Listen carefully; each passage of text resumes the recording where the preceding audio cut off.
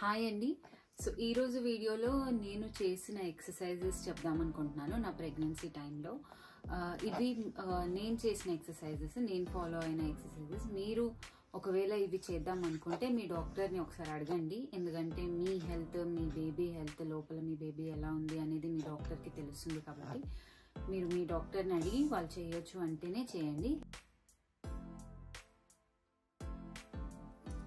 So first 8 months మాత్రం నేను స్పెషల్గా ఏం ఎక్సర్సైజ్ అలా ఏం చేయలేదండి.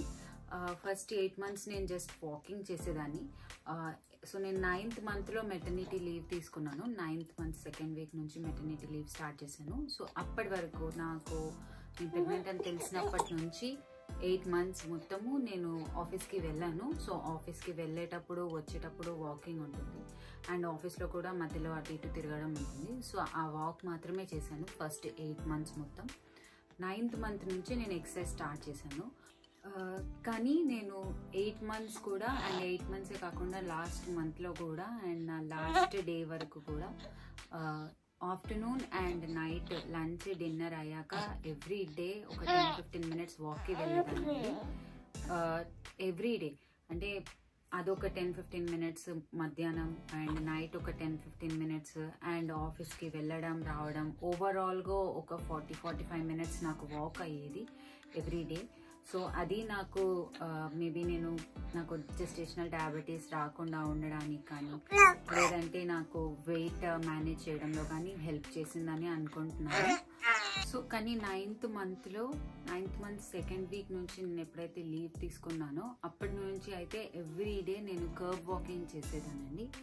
9th monthలో మాత్రం compulsory every day afternoon and night curb walking చేసేదాన్ని. Curb walking every day like afternoon lunch తర్వాత అండ్ డిన్నర్ తర్వాత నేను నార్మల్ వాక్ చేసేదాన్ని కర్బ్ వాకింగే చేశాను. అది ఒక 10-15 minutes చేశాను afternoon and night.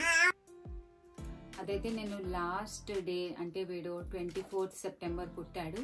23rd September నాకు వాటర్ బ్రేక్ అయ్యాక కూడా ఆ రోజు డిన్నర్ తర్వాత నేను కర్బ్ వాకింగ్ చేశాను. సో నాకు అది సర్వీక్స్ ఓపెన్ అవ్వడానికి హెల్ప్ అయింది అని అనుకుంటున్నాను.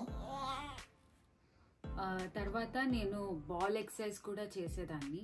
బాల్ పైన కొద్దిసేపు కూర్చునేదాన్ని. లైక్ ఎవ్రీ డే ఆఫ్టర్నూన్ కొద్దిసేపు పడుకొని లేసాక ఎవ్రీ డే ఈవినింగ్ పూట స్నాక్స్ తింటూ ఆర్ టీవీ చూస్తూ ఒక 1/2 hour అలా బాల్ పైన కూర్చునేదాన్ని. సో అది కూడా నాకు హెల్ప్ అయిందని నేను అనుకుంటున్నాను. అండ్ స్క్వాట్స్ కూడా చేసేదాన్ని. స్క్వాట్స్ మా హస్బెండ్ హెల్ప్తో అయినా, లేదంటే మా మదర్ హెల్ప్తో అయినా డైలీ ఈవినింగ్ అలా బాల్ పైన కూర్చున్నాక స్క్వాట్స్ కూడా చేసేదాన్ని. ఒక 10-15 స్క్వాట్స్ చేసేదాన్ని ఎవ్రీడే. సో అది కూడా న్యాచురల్గా పెయిన్స్ రావడానికి హెల్ప్ అయింది అని నేను అనుకుంటున్నాను. అండ్ నేను బ్రీతింగ్ ఎక్సర్సైజ్ కూడా చేశానండి. యాక్చువల్గా బ్రీతింగ్ ఎక్సర్సైజ్కి దానికి అంత ఇంపార్టెన్స్ ఇవ్వలేదు నేను ఫస్ట్ నుంచి. కానీ మా ఫ్రెండ్ సుష్మిత నాకు చెప్పిందనమాట, పెయిన్స్ వచ్చేటప్పుడు బ్రీతింగ్ ఎక్సర్సైజ్ చేయడం చాలా హెల్ప్ అవుతుంది అని. సో నేను అది ట్రై చేశాను. లాస్ట్ 2 weeks అంటే నేను నాకు డెలివరీ అయ్యే 2 weeks ముందు నుంచి నేను అప్పుడప్పుడు లైక్ డే బై డే అలా బ్రీతింగ్ ఎక్సర్సైజ్ చేసేదాన్ని. కానీ టు బీ హానెస్ట్ నిజంగా చాలా హెల్ప్ అయిందండి. అది నాకు న్యాచురల్గా పెయిన్స్ వచ్చాయి, అంటే ఏం ఇండక్షన్ ప్రాసెస్ లేకుండా పెయిన్స్ వచ్చాయి. సో పెయిన్స్ వచ్చినప్పుడు నేను అది ఓర్చుకోవడానికి, నాకు దాన్ని బేర్ చేయడానికి పెయిన్స్ని బ్రీతింగ్ ఎక్సర్సైజెస్ చాలా హెల్ప్ అయ్యాయి. సో నా పెయిన్స్ గురించి కానీ నా డెలివరీ స్టోరీ మీకు ఒకవేళ కావాలంటే కింద కమెంట్ చేయండి. నేను అదే వీడియో చేయడానికి ట్రై చేస్తాను ఎవరికైనా హెల్ప్ అవుతుంది అంటే. సో ఎలా న్యాచురల్గా ఎలా పెయిన్స్ వచ్చాయి, అండ్ నేను ఎపిడ్యూరల్ తీసుకున్నాను.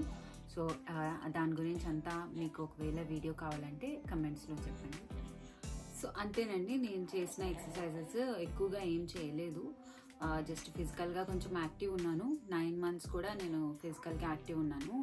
ఎక్కువగా అంటే డాక్టర్ కూడా బాగానే ఉంది, బేబీ బాగుంది, హెల్తీగా ఉంది అని చెప్పేసరికి నేను ఎక్కువగా తిరగడం కానీ, లేకపోతే ఎక్సర్సైజెస్ ఇలాంటివి చిన్నవి చేయడం చేశాను. సో అది నాకు న్యాచురల్గా పెయిన్స్కి రావడానికి హెల్ప్ అయింది అనుకుంటున్నాను.